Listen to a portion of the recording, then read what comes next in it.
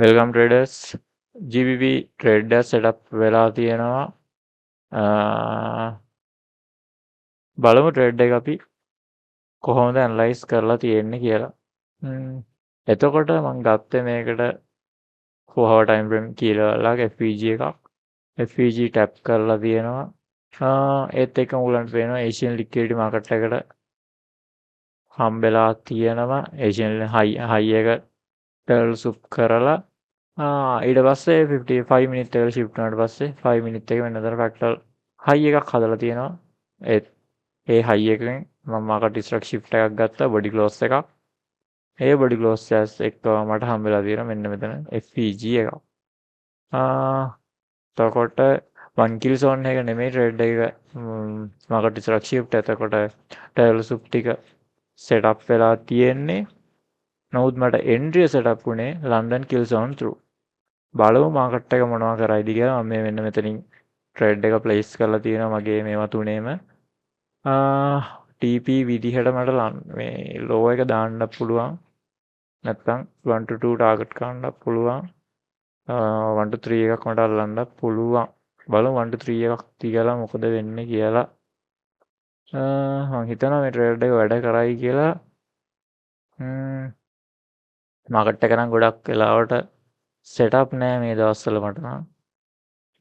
මොනවා වෙයිද කියලා බලන්න ඉස්සෙල්ලා දින්න පුළුවන්.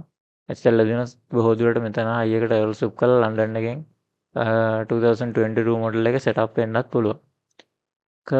බලමු මොකද වෙන්නේ කියලා එහෙනම් set වෙලා ඉන්න.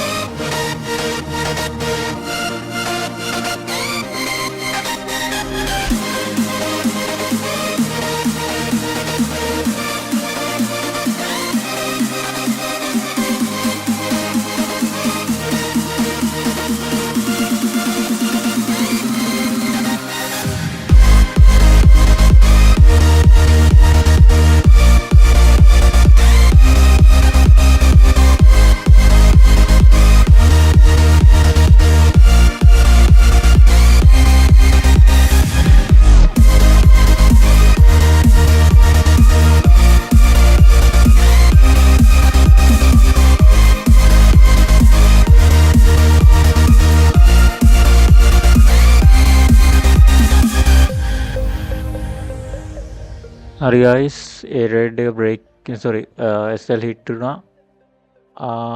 මේ දවස් ටිකේ රේඩ් නම් එච්චර හොඳ නෑ වගේ. මොකද sure setup දෙන ඒවත් SL hit වෙනවා.